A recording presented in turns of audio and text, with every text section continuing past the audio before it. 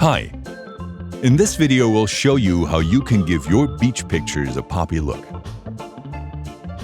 This pic still looks pretty boring. That's why I want to give it a beautiful, vibrant beach look.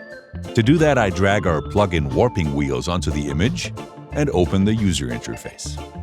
Right now, I am in Final Cut Pro X, but the plugin is available also for Premiere, After Effects, and Photoshop. To give the sand a slightly colder look and make the sky a little more turquoise, I just drag the master wheel a little down towards turquoise.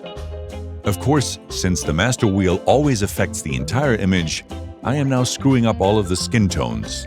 To prevent this, I protect the skin tones and bring them back like this. But that's not all. To give the impression that the sun is really shining on her and has a great contrast with the surroundings, I boost the skin tones a bit. And to cap it off, I adjust her skin a bit so she doesn't end up with a sunburn. I'll exaggerate a bit so you can see what I mean. But I'll pull back now so her skin doesn't come out all yellowish. I also try to adjust the brightness of the skin tones, but actually I really like the setting around the center a lot.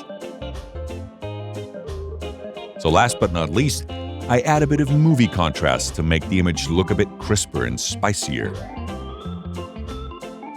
You can also get a really cool look by dragging the film contrast into the negative, but today I prefer a more crispy beach look, so I just drag the control for the film look back to the right.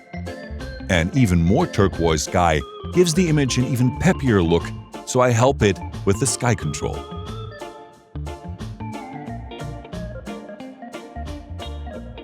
Well, and that was that. That's how you create a crispy and cool beach look.